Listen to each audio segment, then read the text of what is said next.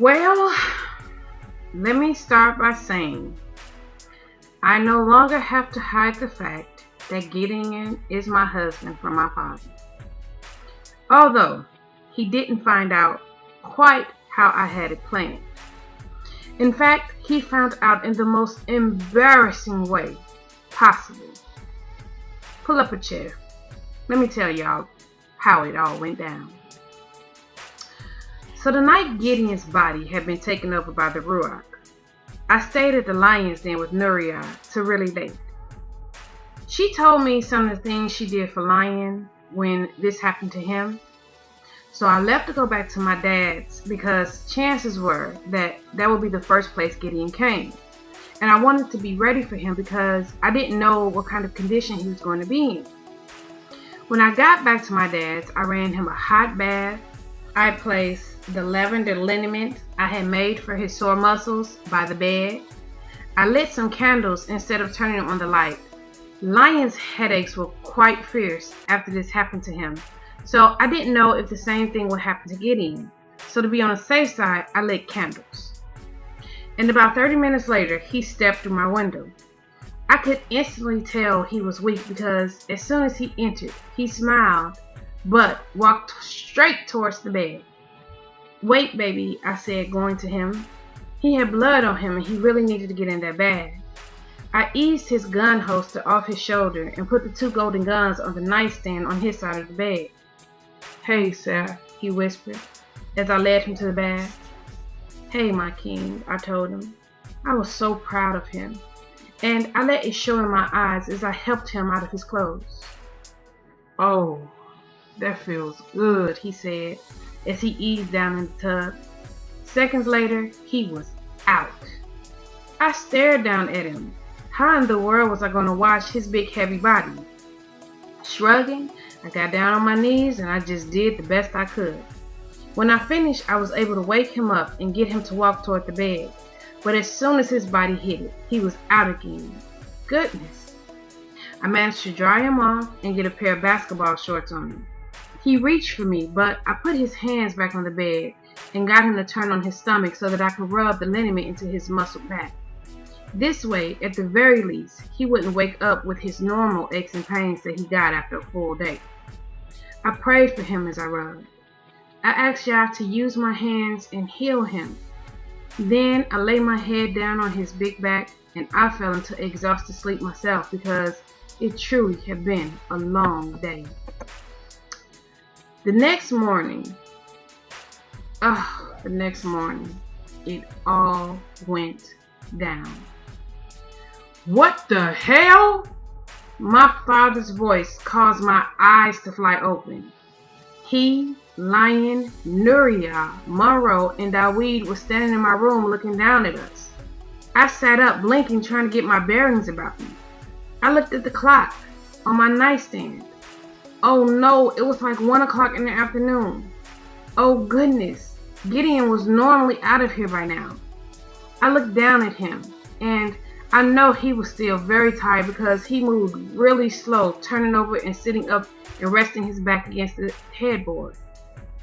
"SaafiYah, what is going on?" my dad yelled. Nuriah was wringing her hands. "Sorry, Saf. I tried to tell Lion not to come, but he insisted." I looked at Lion, but he wasn't paying attention to any of us. His attention was fully on Gideon.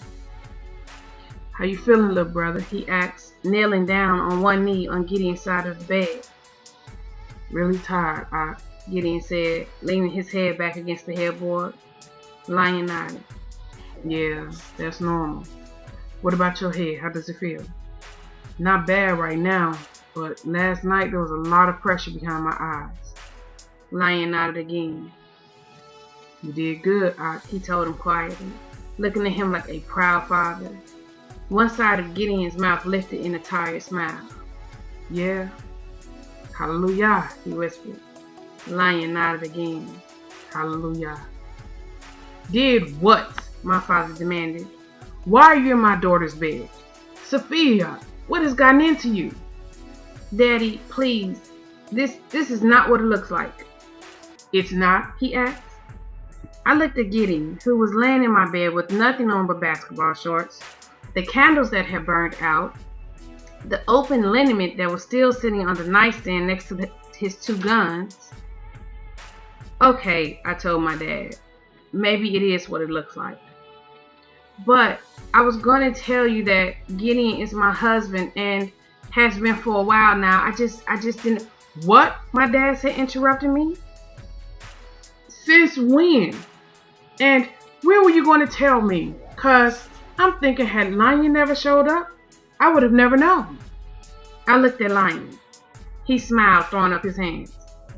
Hey, sorry, Playboy, he told Gideon, but I wasn't climbing through the window, Romeo. Oh, crap. Lion was not supposed to know about that. And judging by the look Gideon was now giving me, I know he was not happy with that. I had told Nuria not to tell Lion. Gideon was climbing through my window. I looked at her. Nuria. Sorry, she said. Lion was now chuckling real good to himself, looking down at his fingers that he turned this way and that, shaking his head. Climbing through your girl's window. So her father won't catch you, right? Bruh, that ain't a good look. I mean, how old are you? 16? He turned to look at Monroe. The smile left his face and a frown replaced it as he shot a killer look to the boy. But when he turned back to look at Gideon, he chuckled again.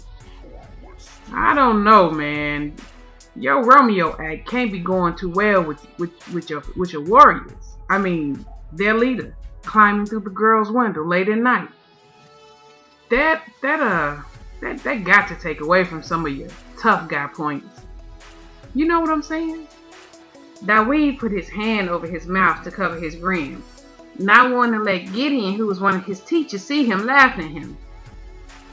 Why in the world would Lion choose now to rub that in? Gideon surprised me by chuckling himself. I turned to look at him. He was nodding his head. Yeah, well, I guess I can't be as tough as you, huh? He told Lion. I mean, I guess only tough guys have, their wife spoon feed them when they get sick. Huh, tough guy? The smile left Lion's face. Without turning his head, he looked at Nuria. Her eyes flew to me. Really, Saf? I told you to keep that to yourself. Look, I hate to break this up, but I need somebody to explain to me what the hell is going on under my roof, my dad said, clearly irritated. Monroe took a step forward and cleared his throat. Son, don't you dare, Gideon said, his voice still sounding very tired. Monroe grinned at him, bringing his hand up as to say, I got this. Relax, father, he told him. I can clear this whole mess right up. Lion looked at Monroe and shook his head. You see, SaafiYah is my new mommy, he began. I put my head down in my hand. This was not going to go well at all. She loves me and my dad, which is good, because it was time for us to have some of that in our life. Wouldn't you agree, Pop? He pointed to Gideon, who narrowed his eyes at his son, and get this, y'all, growled at him. He actually growled at my boy. Monroe nodded his head as if he actually answered him. He agrees, he said. Anyway, in about 2 months or so, you're going to be a grandfather. I moaned. What? My dad's eyes got real big. Yeah. You know what? That's our cue. Hey, bruh, I just came by to check on you, but we're going to go ahead and get out of here because it looked like you're having some family issues. Lion said, clasping hands with Gideon. Yeah, Nick. You get out of here. Gideon said, mean mugging him from the bed. Lion smiled big. Nuria looked at me with an apologetic look on her face before she followed her husband out the room. Dawid clasped Monroe on the back and followed his parents. When they left, Monroe cleared his throat again. Now, where was I? Leaving the room? Now, Gideon said. Monroe held up his finger. Okay, but if anybody needs me, I'll be downstairs making myself some breakfast. Now raise your hand if you want some too. Damn it, boy! Get out! Gideon growled. Okay, he said before the troublemaker turned and left the room. My dad was mad. He looked at me with such disappointment. Daddy, you want to sit down? I said, pointing to the chair by my dresser. No, I don't want to sit down, he spat before he eased in the chair. I looked at Gideon. He looked back at me and smiled slightly, encouraging. Is it true? Are you going to have his baby in a couple months? I nodded. I knew you were getting fat. I wanted to ask you about it too, but I didn't want to hurt your feelings because of late you have been very emotional. Then he held up his hands as if to say, that explains it. But then his eyes narrowed. Wait a minute. If you're doing a couple months, then that would mean you got pregnant during the time. His eyes flew to Gideon. Boy, you better start explaining. Sir, Gideon began. Don't you sir me, just get to it. Yes. It was my man who kidnapped SaafiYah and Dawid. But please let me explain. You see, Lion had killed my brother. But I didn't know my brother had tried to rape his wife. So I ordered the grab on Lion's son. It just so happened that at the time SaafiYah was with him. So they took her too. But as soon as I got back, I ordered her release from my dungeon. I closed my eyes. My dad held up his hand. Did you just say dungeon? Gideon nodded. Yes, sir. Wait, cause I don't think I'm understanding. You kidnapped my baby girl, my sweet daughter, SaafiYah, the beautiful, and you put her in a dungeon? Gideon looked down as that muscle began to tick in his jaw. Yes, sir, but my dad held up his hand again. No, I think I have heard enough. He stood. I have heard quite enough. He straightened out his shirt before he turned and casually left the room. Gideon and I stared at the door before we slowly turned to look at each other. I shrugged. Wow, that went better than I expected, I told him. He nodded. Almost too well, he said, looking back at the door with narrow eyes. Hey, look, you rest. I'll get dressed and I'll go check on him, okay? I told him, getting up out of the bed to go into the bathroom. But right then, my dad came back in my room. He walked past me, cocking a shotgun. My world slowed down and sped up at the same time. For just a moment, I felt like I was stuck in a horrible, terrifying moment in time.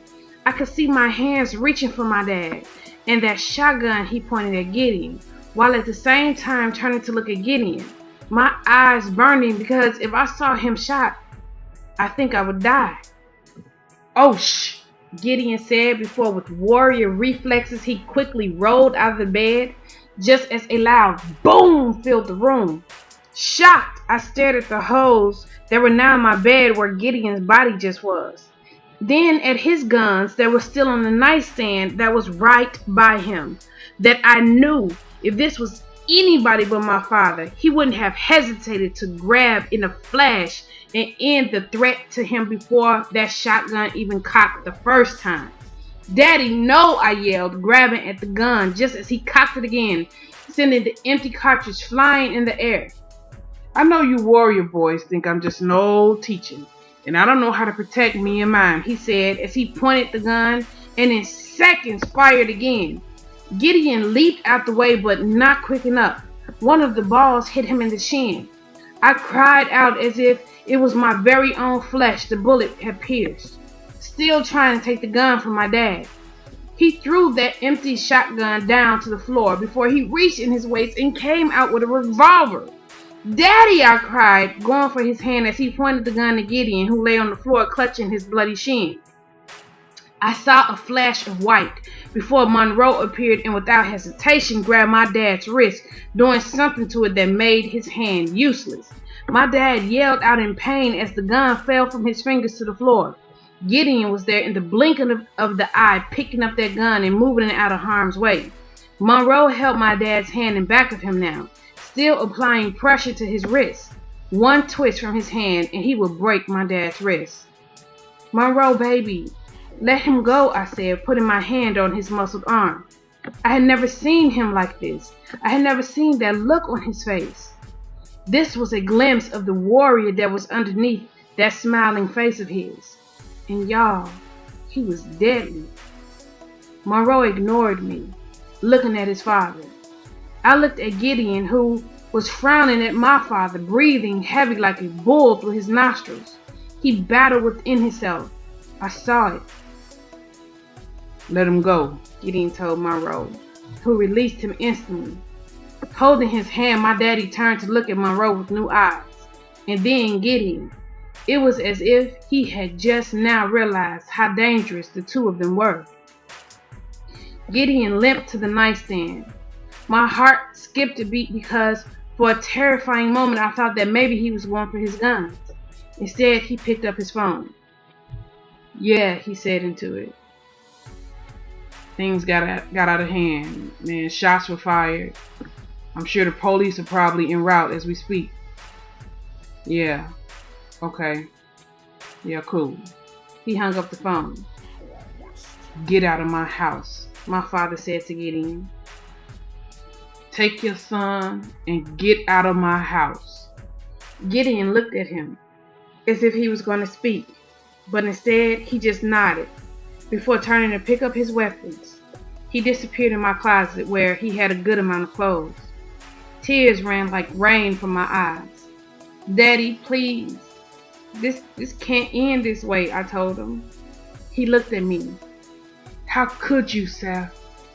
How could you give yourself to the man that kidnapped you, then threw you in his His eyes widened as his words died. "Dear Yah, did he rape?" Vigorously, I shook my head. "No, Daddy. He never hurt me. Never. Not once." I walked toward the closet. I needed to take a look at Gideon's leg. "No, SaafiYah." My daddy grabbed my arm.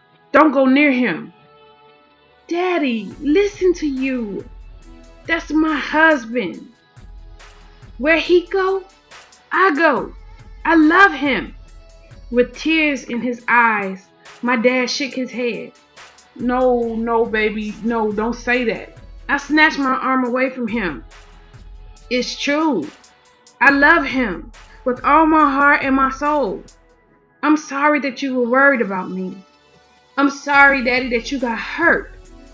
But Yah carried me, just like Yah led me to him, because he created me for him. Can't you see that?" I didn't wait for an answer. I went into the bathroom and I grabbed the things I needed to tend to Gideon's wound. And then I went to him. I went to my man because he needed me. And it wasn't nothing but Yah that can keep me from being there for him.